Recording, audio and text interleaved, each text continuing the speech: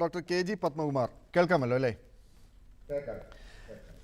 കുട്ടനാട് നിന്നാണ് അങ്ങ് സംസാരിക്കുന്നതാണ് മനസ്സിലാക്കുന്നത്. എന്തായാലും കുട്ടനാടൊക്കെ വെള്ളമൊക്കെ ഇറങ്ങി തുടങ്ങിയോ? ഈ കുട്ടനാട് പാക്കേജ് ഉൾപ്പെടെയുള്ള ഒട്ടേറെ കാര്യങ്ങളുണ്ട്. ഓരോ സർക്കാരുകളും ഓരോരോ പാക്കേജുകൾ പറയും. പക്ഷേ അതെല്ലാം ഈ നേരത്തെ പറഞ്ഞ പോലെ ഫയലുകളൊക്കെ ഉറങ്ങുന്ന അവസ്ഥ, സാധാരണക്കാരന് ഒരു നീതി കിട്ടുന്ന അവസ്ഥയിലേക്ക് വന്നിട്ടില്ല ഇപ്പോഴും. കുട്ടനാട്ടിൽ വെള്ളം ഇറങ്ങി തുടങ്ങിയിട്ടുണ്ട്. ഇന്ന് മുതൽ ഹൈറ്റൈഡ് ലെവല് താഴ്ന്നുകൊണ്ടിരിക്കുകയാണ്. 3-4 ദിവസം കൊണ്ട് കുറയും. പക്ഷെ ഇനിയും അതിലേക്കായി ഗുരുതരമായ പ്രതിസന്ധി 14-ാം തീയതിക്ക് അടുത്ത്, കാരണം അടുത്ത ഹയസ്റ്റ് ഹൈറ്റൈഡ് വരുന്ന ഒരു സമയത്ത് പ്രശ്നം ഉണ്ടാവും. കാരണം ഭാഗ്യവശാൽ 2018 ഫ്ലഡ് വന്നത് ഓഗസ്റ്റ് 16-നാണ്. അതിൽ നിന്ന് ഒരു 5 ദിവസം 6 ദിവസം മുമ്പാണ് ഹയസ്റ്റ് ഹൈറ്റൈഡ് വന്നത്.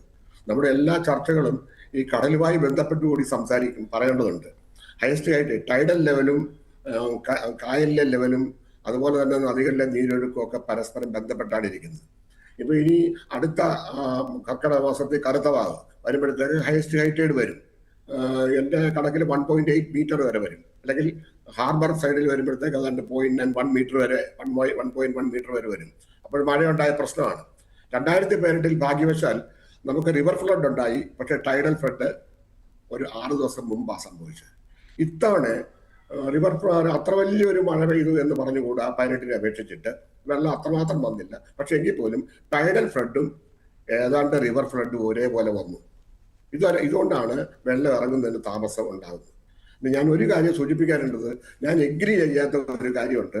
ഇവിടെ പറയുന്നത് നമ്മുടെ ജലം പ്രശ്നമാണ്, വെള്ളം പ്രശ്നമാണ്, മണൽ പ്രശ്നമാണ്, കുട്ടനാട്ടിൽ വന്നടിയുന്ന എക്കൽ ചെളിയും പ്രശ്നമാണ്. ഇതെന്താ പ്രശ്നം? ഇതൊക്കെ അനുഗ്രഹങ്ങൾ കൊണ്ട് ശാപഗ്രസ്തമായ നാടാണെന്ന് നാട്ടുകാരെ കൊണ്ട് പറയിക്കാൻ വേണ്ടി പ്രചണ്ഡമായ ഒരു പ്രചാരവേല ഇവിടെ നടക്കുന്നുണ്ടെന്നാണ് എനിക്ക് സൂചിപ്പിക്കാനുള്ളത്. എങ്ങനെയും മണൽ എടുത്തു മാറ്റണം, കായൽ ആഴം കൂട്ടണം.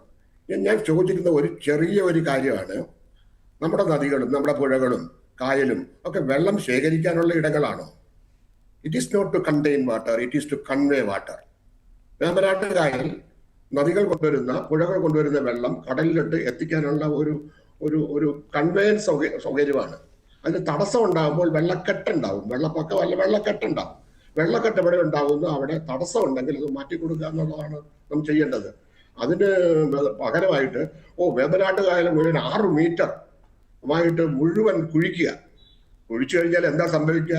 കടലിന്റെ അടിത്തട്ടിന് താഴെ വരും. ഇപ്പോൾ തന്നെ 2.6 മീറ്ററിലാണ് നമ്മുടെ ജലനിരപ്പ് നിൽക്കുന്നത്. അതിൽ നിന്ന് 6 മീറ്റർ കുഴിച്ചാൽ വളരെ വളരെ വേഗത്തിൽ കടലിങ്ങെത്തും. വേമ്പനാട്ട് കായലിനെ ഒരു ഉൾക്കടലാക്കി മാറ്റണോ? അതാണ് ഉദ്ദേശിക്കുന്നത്. അത് ഒരു കായലാക്കി നിർത്തണോ? കായലിന്റെ ജീവൻ എന്ന് പറയുന്നത് അവിടെ വരുന്ന എക്കലാണ്. ഈ ചെളി പ്രശ്നമാണെന്ന് പറയുന്നതിനോട് ഞാൻ യോജിക്കുന്നില്ല. ഈ കായലായ കൃഷിയിടങ്ങൾ ഞങ്ങൾക്ക് ഒരു കാര്യം കൂടി ചോദിക്കുകയാണ്. ഈ ഒരു ശാസ്ത്രീയമായ ഒരു പഠനമൊന്നും നടത്താതെയാണോ ഇങ്ങനെയുള്ള പ്രവർത്തനങ്ങളൊക്കെ നടത്തുന്നത്? തീർച്ചയായിട്ടും ശാസ്ത്രീയമായ പഠനങ്ങൾ അശാസ്ത്രീയ. കാരണം എല്ലാവരും 1992 ഒരു നാഷണൽ ഇൻസ്റ്റിറ്റ്യൂട്ട് ഓഫ് ഓഷനോഗ്രഫിയിലെ എൻ്റെ കൂടെ ഗുരുനാഥനായിട്ടുള്ള ഒരു ശാസ്ത്രജ്ഞൻ പറഞ്ഞു ഷ്രിങ്കിങ് വേമ്പനാട്. അദ്ദേഹം പറഞ്ഞതിൽ വേമ്പനാട്ട് കായലിന്റെ വിസ്തീർണ്ണമൊക്കെ 365 ചതുരശ്ര കിലോമീറ്റർ എന്ന് അദ്ദേഹം പറഞ്ഞു. അതിൽ 65 ചതുരശ്ര കിലോമീറ്റർ അദ്ദേഹം തണ്ണീർമുക്കം ബണ്ടിന്റെ തെക്ക് ഭാഗം മുഴുവൻ കായലല്ല എന്ന്. ശാസ്ത്രീയമായി ശരിയാണ്. അത് ഉപ്പുവെള്ളം കടക്കാതാക്കി കഴിഞ്ഞാൽ ഇത് കായലല്ല.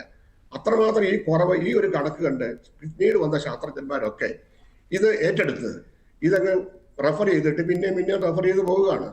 അങ്ങനെയുള്ള ഒരു വലിയ ഒരു പ്രശ്നമുണ്ട്. പാടശേഖരങ്ങളായിട്ട് മാറ്റിയിട്ടുണ്ടെങ്കിൽ 550 ചതുരശ്ര കിലോമീറ്റർ പാടശേഖരങ്ങളായിട്ടുണ്ട്.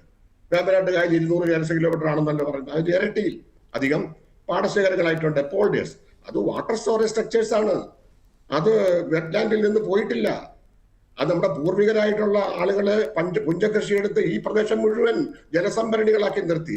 ഇപ്പൊ ഒരുപാട് വികസനം നമ്മൾ നടത്തിയല്ലോ. കൃഷി വർദ്ധിപ്പിക്കാൻ കൃഷിയെ പറ്റി പ്രതികൂട്ടി നിർത്തുന്ന ആളുകളാണല്ലോ പലരും. പക്ഷെ യഥാർത്ഥത്തിൽ അവിടെയൊക്കെ 83% സ്ഥലവും 84% സ്ഥലവും ഇപ്പോഴും മഴക്കാലത്ത് വെള്ളം നിറഞ്ഞു കിടക്കുന്നതാണ്. അവിടെ കൂടെ എൻ്റെ കുട്ടിക്കാലത്ത് കൃഷി ചെയ്ത് കറ്റ വന്നു കഴിഞ്ഞാൽ അവസാനത്തെ കറ്റ കരയിൽ ഉടനെ ബണ്ട് തുറന്നു വെക്കും, വെള്ളം അകത്ത് കിടക്കും. ആ പാടശേഖരത്തിലൂടെയാണ് വള്ളം ഓടിച്ച് ഞങ്ങൾ ക്രിസ് ക്രോസ് ആയിട്ട് സഞ്ചരിക്കുക. തോടുകളിലൂടെ ആറുകളിലൂടെ അല്ല. അങ്ങനെ വെള്ളം കയറി കിടന്ന ഇടങ്ങളാണ്, വെള്ളം കയറി ഇറങ്ങേണ്ട ഇടങ്ങളാണ്. അതുകൊണ്ടാണ് കുട്ടനാട് പാക്കേജിൽ ഡോക്ടർ സ്വാമിനാഥന്റെ അദ്ദേഹത്തിന്റെ റിപ്പോർട്ടിൽ പറഞ്ഞു വെള്ളം കയറി ഇറങ്ങേണ്ട ഇടങ്ങളാണ്. അതിനുവേണ്ടി വലിയ ഓപ്പണിങ്സ് വേണം. അപ്പോഴവിടെ എക്കൽ അവിടെ തന്നെ. അതുപോലെ മറ്റൊരു സംശയം എക്കൽ പ്രശ്നമാണ്. എക്കൽ എന്ന് പറഞ്ഞാൽ അതിനകത്ത് ബഹുഭൂരിപക്ഷം ഓർഗാനിക് കാർബണാണ്.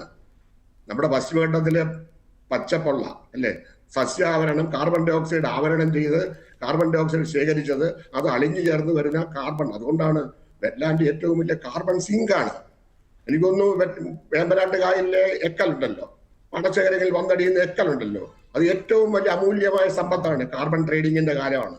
ഇത്രയും കാർബൺ ഇവിടെ ശേഖരിക്കുന്നു എന്ന് പറഞ്ഞാൽ, ഇത്ര വലിയ കാർബൺ ശേഖരണി ഉണ്ട് എന്ന് പറഞ്ഞാൽ, ഓരോ കൃഷിയിലും ഇത്രമാത്രം ഓർഗാനിക് കാർബൺ വന്ന് ശേഖരിക്കുന്ന ഇടമാണെന്ന് പറഞ്ഞാൽ, അത് കാലാവസ്ഥാ വ്യതിയാനത്തിന്റെ കാലഘട്ടത്തിൽ, കാർബൺ ട്രേഡിംഗ് നടക്കുന്ന കാലത്തിൽ വലിയ വലിയ അമൂല്യമായ സമ്പത്താണെന്ന് കാണണം. ബ്ലൂ കാർബൺ ആക്കാം. അത് കോരി എടുത്ത് നമ്മുടെ പൂർവികരായ ആളുകൾ, നമ്മുടെ കട്ടകുത്തി ഈ നാട് മുഴുവൻ ഉണ്ടാക്കി നമ്മളെയൊക്കെ ഊട്ടി ആളുകളുണ്ടല്ലോ, കട്ടകുത്തുകാരാണ്. കട്ടകുത്തിയെടുത്ത് പാടശേഖരങ്ങൾ രൂപപ്പെടുത്തി ഈ കട്ട വെള്ളത്തിനടിയിൽ വെച്ച് അതിൽ കണ്ടൽ മരങ്ങളോട് വെച്ചു പിടിപ്പിച്ചാൽ എന്തോ അമൂല്യമായിട്ടുള്ള പ്രദേശമായിട്ട് കുട്ടനാടും ഈ പ്രദേശവും മാറുമെന്ന കാര്യത്തിൽ സംശയമില്ല. നമ്മുടെ പശ്ചിമഘട്ടം എത്രമാത്രം കാർബൺ ആഗിരണം ചെയ്യുന്നു, ആ കാർബൺ അപ്പടി ശേഖരിക്കുന്ന കാർബൺ ശേഖരണിയാണ് വെറ്റ്ലാൻഡ് എന്ന് മനസ്സിലാക്കാൻ നമുക്ക് എന്തേ കഴിയുന്നില്ല. മണലൂട്ടൽ, ഇതിന്റെ പേരിൽ എന്താ നടക്കുന്നത്? എക്കൽ മാറ്റാനെന്ന് പറഞ്ഞ് കഴിഞ്ഞ ഒരു വർഷം പ്രചണ്ഡമായി നടക്കുകയാണ്. വേമ്പനാട്ട് കായൽ മുഴുവൻ സക്ഷൻ ഡ്രഡ്ജർ ഉപയോഗിച്ച് പമ്പ് ചെയ്ത് മണൽ.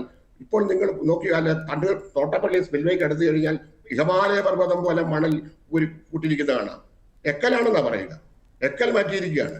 എക്കൽ മാറ്റാനെന്ന് പറഞ്ഞ് സക്ഷൻ ഡ്രഡ്ജ് ചെയ്ത സാധനം ഒരിടത്ത് കൂട്ടി അരിപ്പയിലൂടെ അരിച്ച് എക്കൽ മുഴുവൻ, ചെളി മുഴുവൻ തിരിച്ച് വ്യക്തമാണ്. അതായത് ഇതാണ് സംഭവിച്ചുകൊണ്ടിരിക്കുന്നത്. അപ്പൊ വലിയൊരു ലോബി മണൽ ഊരി മാറ്റാൻ വേണ്ടി, അല്ല ഡ്രഡ്ജിങ്ങിന്റെ പേര് പറഞ്ഞ് മണൽ മാറ്റാൻ വേണ്ടി തയ്യാറായി നിൽപ്പുണ്ട്. വളരെ സൂക്ഷ്മതയോട് കൈകാര്യം ചെയ്യേണ്ട കാര്യമാണ്. കാരണം എക്കൽ ഏറ്റവും വലിയ സമ്പത്താണ്.